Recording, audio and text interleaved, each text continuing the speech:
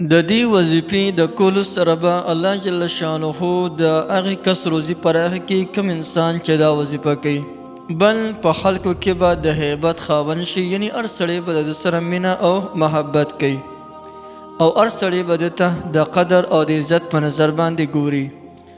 بسم الله الرحمن الرحیم. السلام علیکم ورحمة الله وبرکاته. زما وروڼو او خویندو، په معاشره کې د هر سړي دغه یو خواهش وي چې زما د هر سړي عزت کوي، هر سړی د ماته د قدر په نظر باندې ګوري او هر سړی د زما سره مینه او محبت کوي. اوس دا وظیفه چې کومه وظیفه چې موږ راوړې ده، یا معید یا جامع یا معید، داسې زبردسته وظیفه ده که انسان د منځه نه پس کوي. طریقې درته ښیم، د منځه نه پس به څنګه کوي. که یو انسان په دغه طریقې سره د منځه نه پس کوي، نو الله جل شانه به ته دوه قسمه انعامات ورکوي. یو قسم انعام به دی چې ده ته به هر سړی د قدر او د عزت په نظر باندې ګوري، یعنی هر سړی به د دې انسان سره د حد نه سیوا مینه کوي. یو خبره. دویمه خبره چې الله جل جلاله به د ده روزي ډېره زیاته پراخه او ډېره زیاته وسیع کړي. الله جل شانه به ده ته د غیب نه د اسباب برابري او ده ته به الله جل شانه روزي ورکوي، یعنی د ده روزي به چېرته کې لنډه تنګه نه شي. ها که د چا روزي لنډه تنګوي او هغه دا وظیفه شروع کړي، نو رب العالمین به د هغوی چې کومه روزي وي، رب العالمین به د هغوی روزي پراخه کړي. او وظیفه ډېره زیاته آسانه وظیفه ده، یا جامع یا معید. د دې وظیفې د کولو طریقه ډېره زیاته آسانه ده.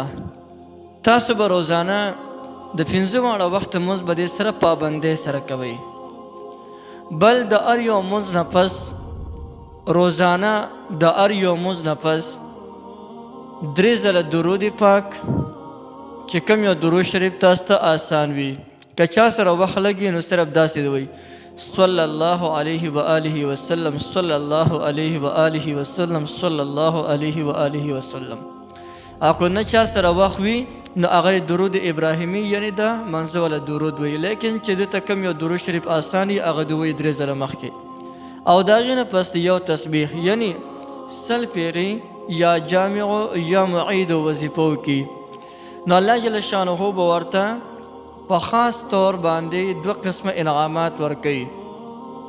دا 2 قسمه دا زموږ تاپس دی او دا مې ځکه یاد کړل. د دې نه علاوه نور هم ډېر زیات انعامات دي.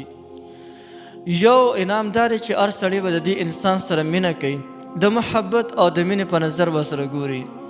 او بله خبره دا ده چې ده ته به الله جل شانه د غیبو نه روزي ورکوي. او بل یو ډېر لوی انعام دا دی که دا وظیفه یو انسان کوي او د هغوی په خاندان کې اتفاق نه وي، اختلاف وي، یا د چاپلار کوي او د هغو پرونو کې اختلافات وي، یا د چا مور کوي او د هغو په بچو کې چې کوم دی اختلافات وي، جنګ جګړې ډېرې زیاتې، د دې وظیفې برکت سره هغه جنګ جګړې هم ختمیږي. دومره چې کوم دی زبردسته او پاورفل چې کوم دی وظیفه ده. نو دا وظیفه کوئ. د دې نه علاوه نور هم ډېر زیات چې کوم دی هغه فواید دي، لیکن اصلا نو دا ویډیو زمانه اوږده نه شي. نو زمونږ چې کوم ټاپس و هغه په معاشرې کې چې کوم دی هغه د عزت حاصلولو، یعنی دا دغه دپاره محبت دپاره دی او د رزق چې کوم دی حاصلولو دپاره دی. نو دې دپاره هر څوک کولی شي او هر څوک د دې نه پیدا غشتی شي. طریقې درته یو ځلې بیا وایم.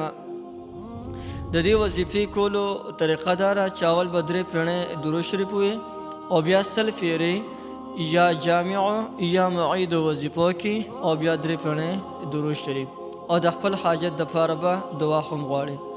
خو لیکن 5 واړه وخته لمونځ ورسره پابندۍ سره کوئ.